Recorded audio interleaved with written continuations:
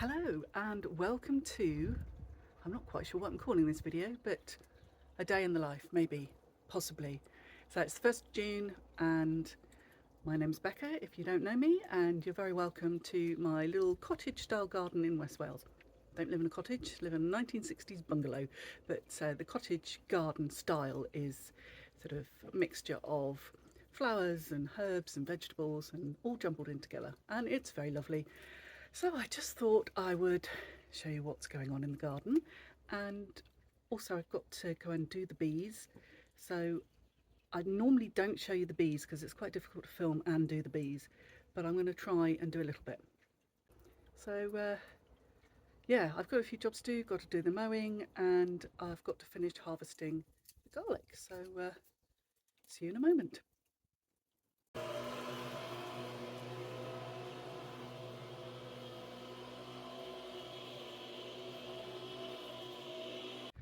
Hello, so it's beautiful sunny Sunday and I've just checked the bees.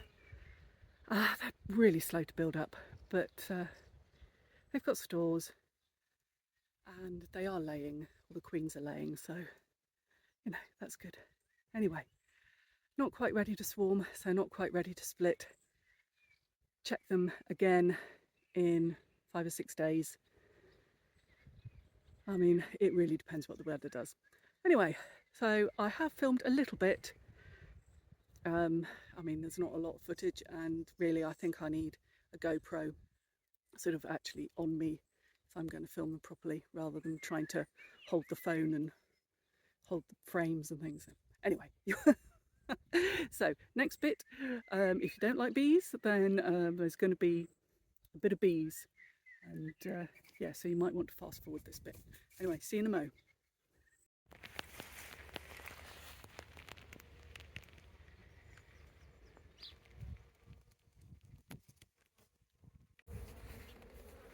These are a really small colony.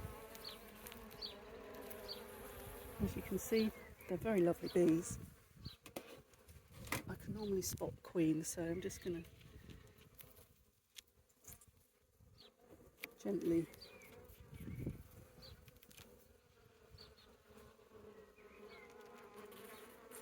okay. So she was on this one, but she might have moved, so we'll just have a little look, see what's going on.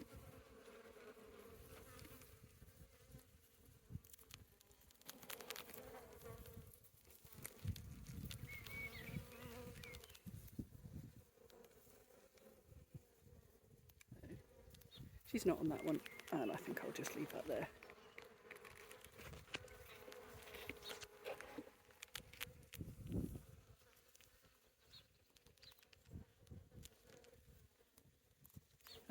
I'll close you up now, ladies. I harvested these yesterday, and you can see some of them have done a weird thing, but I'm going to plant these as next year's crop, and I think they'll what's that word? They'll form proper, what are they? Heads. Yeah, that's what head of garlic, yes, proper heads. So I've got a few left to harvest, so I'll just show you those. So these are our boxes. They're wheelchair accessible, so Andrew can garden, and I've got regular garlic in here, and at the back this is elephant garlic. This was all planted in the autumn. The elephant garlic is not quite ready to pull, but this regular garlic most definitely is.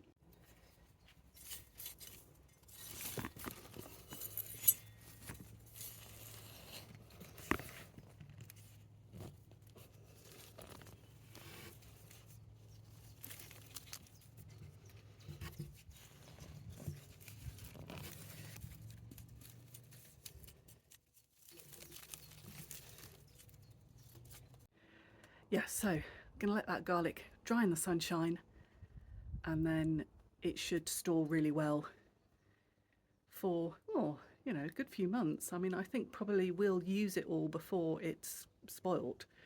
And as long as you dry it really well and don't disturb the roots at the bottom, so you don't cut off the base plate, then it should store really well. Okay, so let's have the June garden tour. I am standing in Chaos Corner, which you're not allowed to see because it's too chaotic. And this is what we call the mini orchard or micro orchard. It's about 20 foot by 25 foot, and we have 2 pear trees and 1,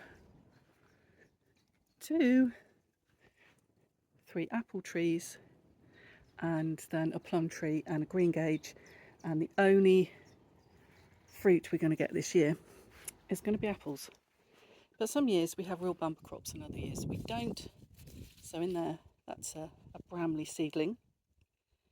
And we're going to have what's called the June drop, which means that a lot of these little baby apples will drop off and then we will thin them. And this one, can't actually remember what this one's called.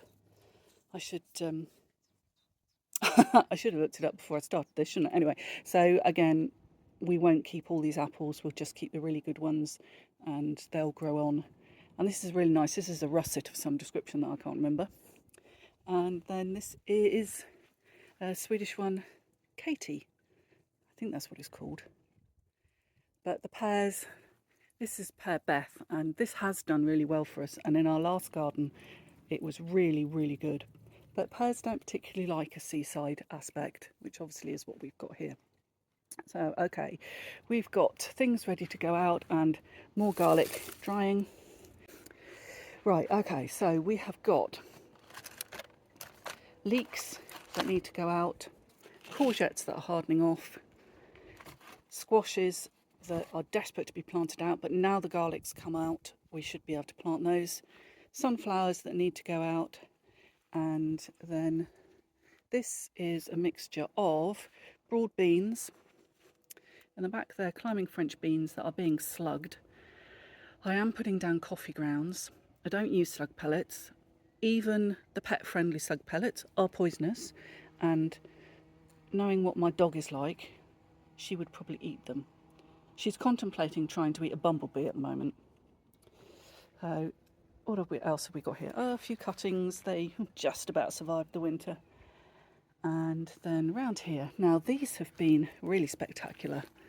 So they were just planted allium bulbs, planted them in the autumn, and they've done really well, really good insect plant. Just going over now.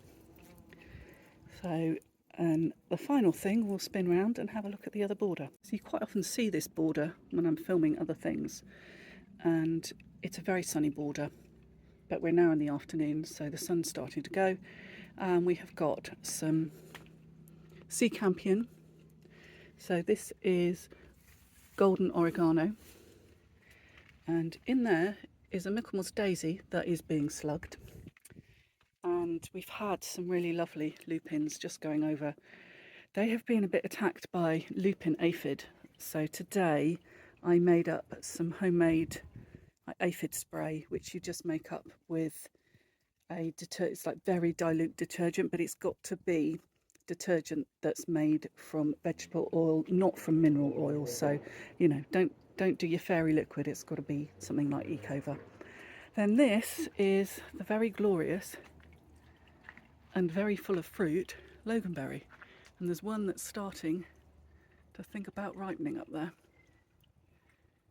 and gosh, we get so much fruit off this. And a loganberry is a cross between a blackberry and a raspberry. Okay, oh, I didn't show you the blackberry either. Right, turn around again. There you go. And that is the thornless blackberry that grows all the way along this hedge.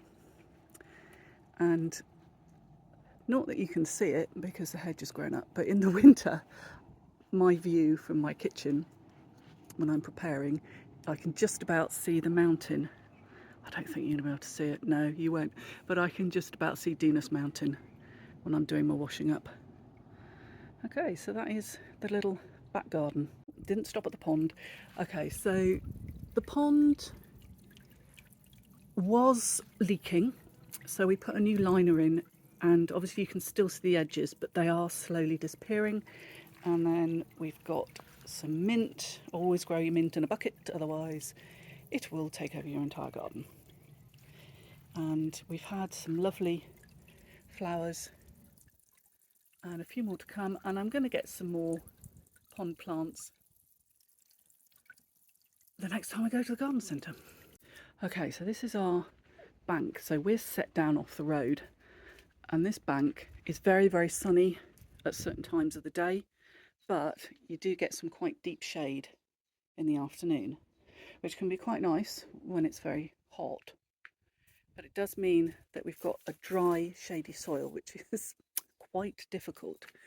And it's a bit wild up here, and we have literally just in the last week had a new fence put up to try and break the wind a bit, because you know, when you live on the coast, the wind blows a lot. Okay, so there you go, and let's go around the corner. And now the roses, oh my goodness, they are just looking spectacular at the moment. This is Buff Beauty, and these were cuttings from our old garden, which were cuttings, or from the old garden, they were put in the old garden, cuttings from my parents' garden. And it has a lovely scent, disclaimer, and it's this very, very pretty colour. I'm not sure I'm doing that justice really, but there you go, that's growing up.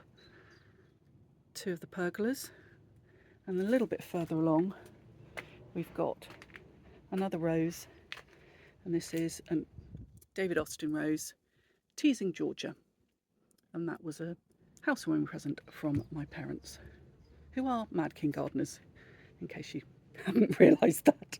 Been following my series about dye plants, you'll know that I planted some woad, and you will see that the slugs had a party on it. So some of it survived. I'm really hoping it's going to come back. And then down here we've got weeds, and in amongst all the grass and weeds is a blackcurrant that actually fruits really well. So there you go, quick tour. Right, my next job is to start the watering, and I've got things that I'm going to do from the water butt and things I'm going to do from the tap. So, not from the tap, from the hose. Hopefully I've got enough water in the water butts to do the majority of it, but we've had, I don't know, about 2 weeks of dry weather, and we've got about 2 weeks worth of water stored, but I've been using it, and yeah, I'm not sure how much we're going to have left. Anyway, we'll see. Next job, watering.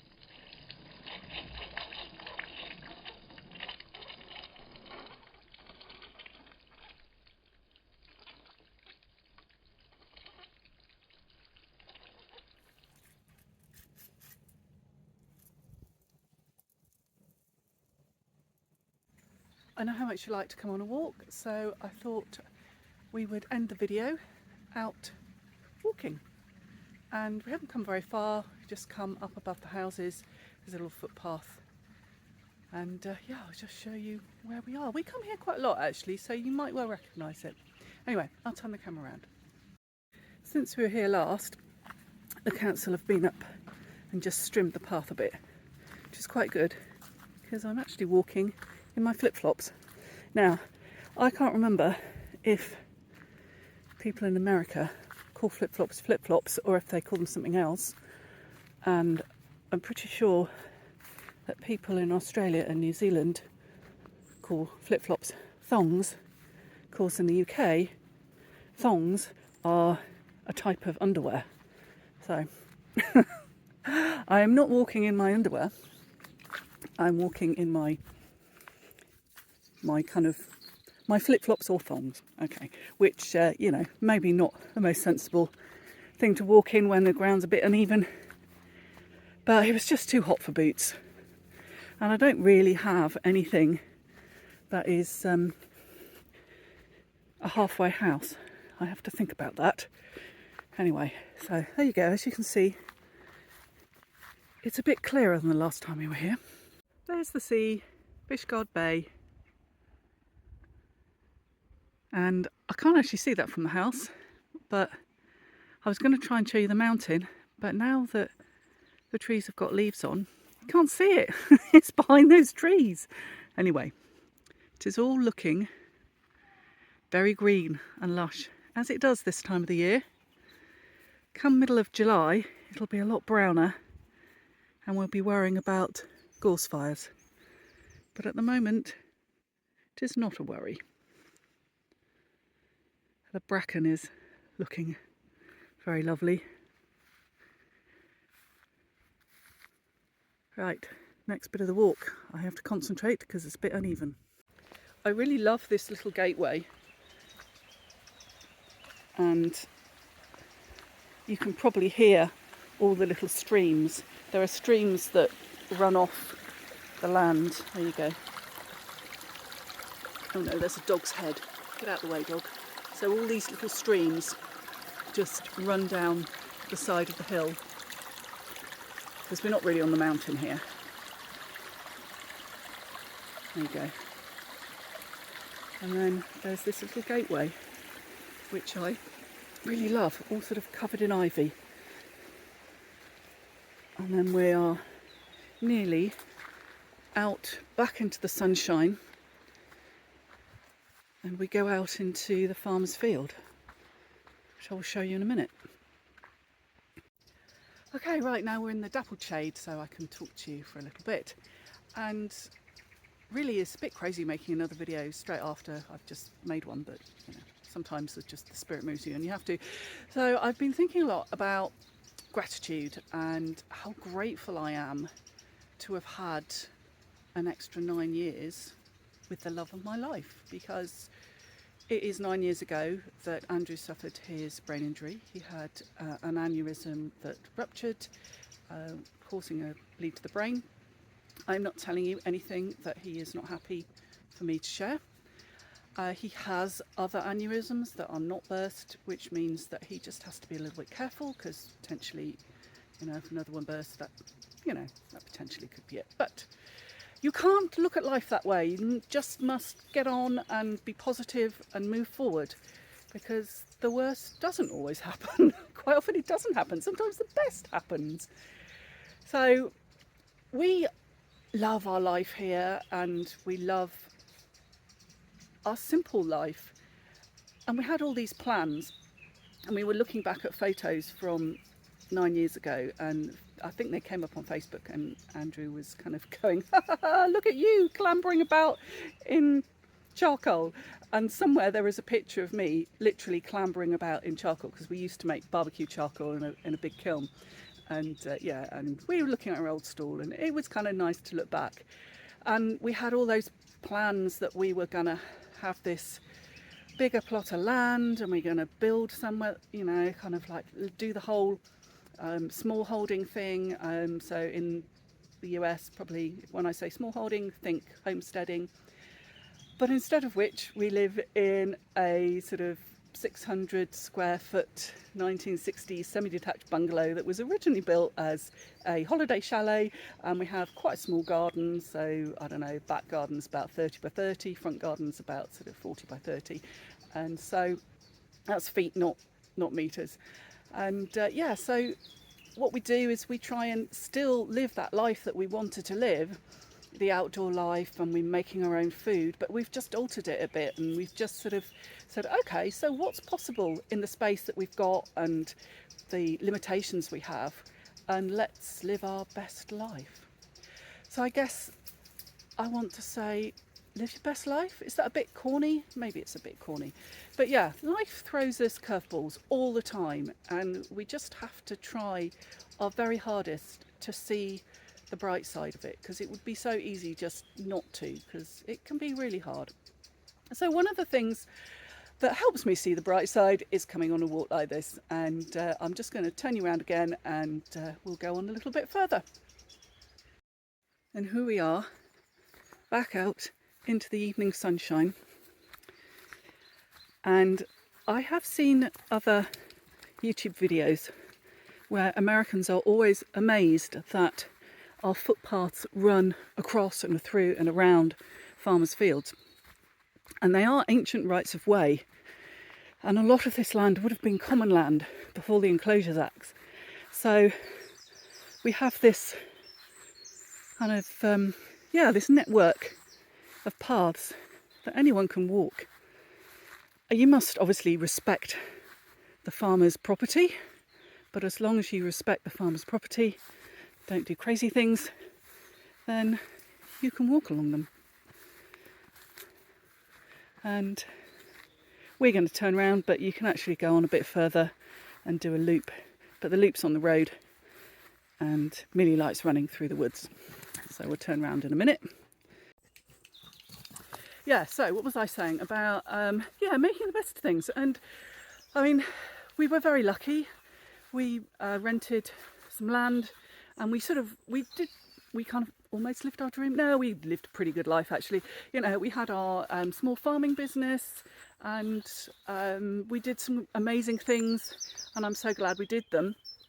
And you know, it felt like it got a bit cut short because, as I said, we had all these plans. We rented the land and we did have all these plans to kind of buy our own place and build a sort of low impact house. And obviously that had to change. But that doesn't mean that we're not living our best lives now, because we live a pretty good life. It has to be said. Okay, don't have as much money as maybe we'd like to sometimes. You know, living on a fixed income can be a bit of a challenge, and anybody retired will tell you that. God, I feel like I talk about money all the time. It's just, it's really high up on my list of priorities at the moment, because I just, I'm not really making the money I was a few months ago.